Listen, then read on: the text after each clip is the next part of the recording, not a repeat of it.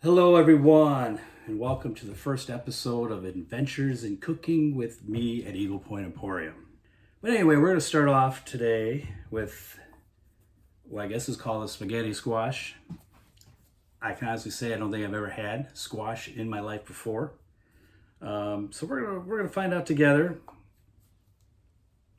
if the squash is really as good as some say or as bad as some others say. So, first thing I learned, I did a little bit of pre-research on this, is that they can be kind of difficult to cut. So I really don't want to harm myself during this, so I've been trying to think of different ways to effectively do this.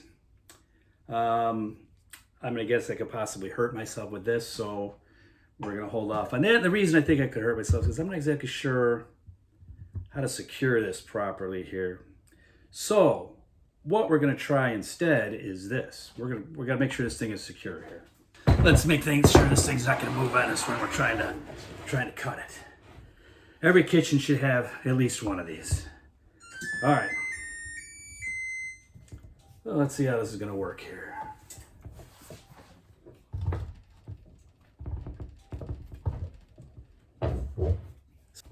Yeah, I think that's pretty good. All right, let's see which way we want to do this. Now, we've got to cut through this thing somehow. And I don't think that other knife is going to work. So I've got a couple plans in mind here. This is my first thought, but I'm going to have some issues with the top of the counter, the little overhead thing we got here. So I don't have clearance for that. All right. We have to cross that off the list. Oh, quick note. As we all know, when we're cooking food for family or guests, you kind of want to nibble as you're going along. And what can happen if you're making something really good? You're not going to have enough food left for everybody. So I always recommend that while you're cooking, you have some freeze-dried candy with you to nibble on, so you're not eating from your main meal there. This stuff's good. All right, let me get my next cutting tool ready. All right. Whenever you're using power tools in the kitchen, I highly recommend you have safety glasses on. I don't always have the best experiences with reciprocating saws. I'll have to tell you that story later. But let's see what happens here. It's a new territory for us. I really wish I had a longer blade, so we'll see what happens. Now, this is an all-purpose blade, so I guess an all-purpose that does include spaghetti squash. All right, let's see what happens.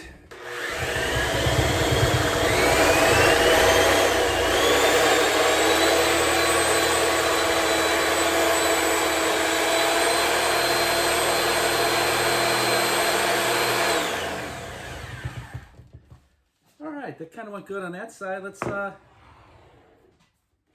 see what I missed on the other side here, and this is going easier than I thought. Whoops.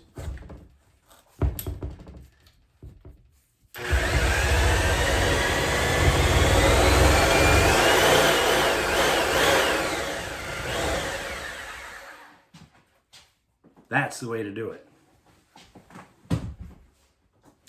Always unplug power tools when you're done. Safety first, safety second. All right, let's take this thing out and see what kind of mess I caused here. Oh, look at that. All right, I'm gonna remove this and go wash up quickly. So I'm gonna get some music going while I'm going to wash up. So Bertha, play some spaghetti western music. See, spaghetti squash, get the theme.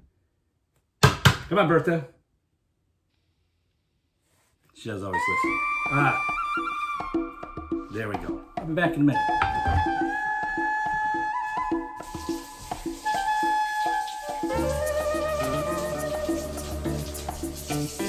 All right. So the next step is to get out. That was close. That was close. My cutting. All right, so I guess we gotta scoop out all this stuff in here.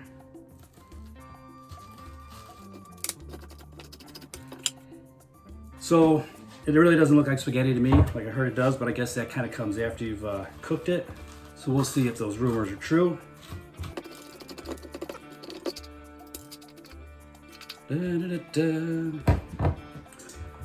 So I think one thing, the reason people don't like squash is it doesn't really have a good name.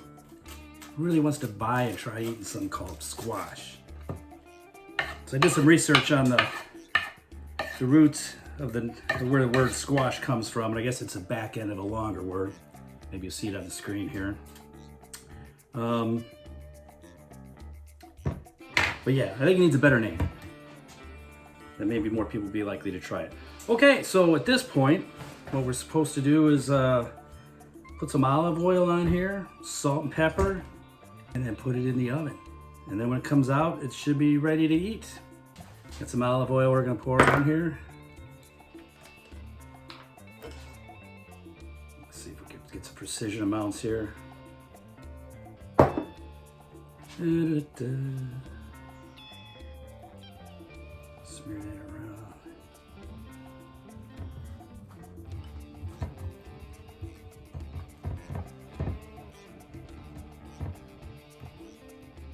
All right. Then they say some salt and pepper. Like a little mixture pre-made here. See how precise I can get this. Oh, looking good.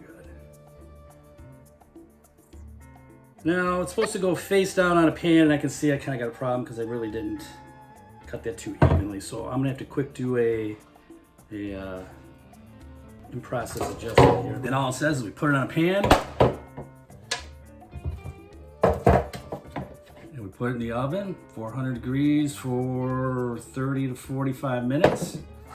I guess this top part is gonna concave a little bit, and then we're gonna know when it's done. All right, let's go to stage 2.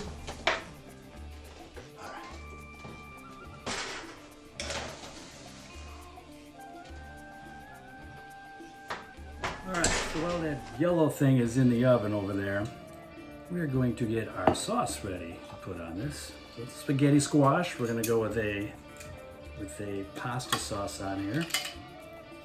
This is from a local vendor, all homemade.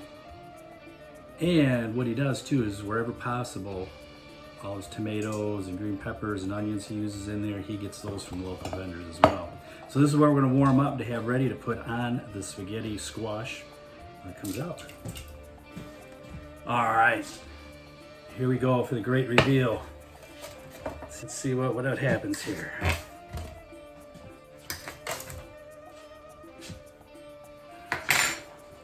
So if you zoom in on this camera guy, all right, so this is what we got.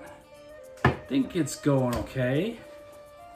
So supposedly now, this is just supposed to peel apart and I guess look like spaghetti. Oh yeah. Huh. I'm actually amazed.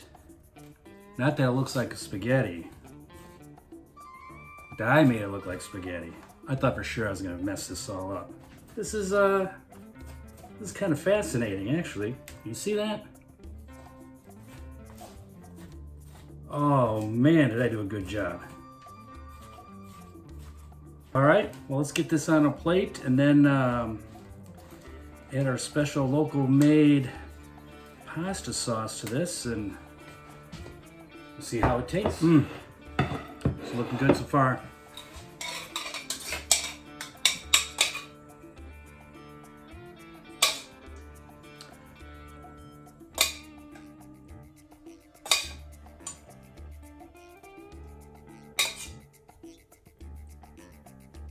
Wow, it almost looks professional.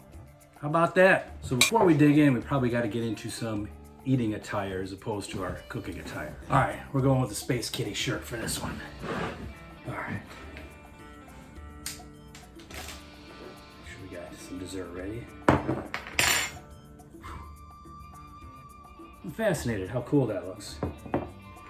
And wash it down. We got some unsweetened tea that I sweetened. All right, so let's see what squash actually tastes like here.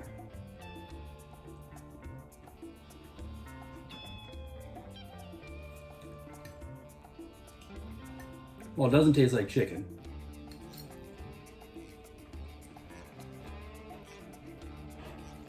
I can't say that it tastes like squash because I've never had squash before. But it does kind of have a spaghetti texture. And with that sauce, this is a winner. Now I'm not sure if it's the sauce that's complementing the spaghetti squash, or if the spaghetti squash is complementing the sauce, or if they were both just working together in perfect harmony. I think that's what the case is. Oh yeah.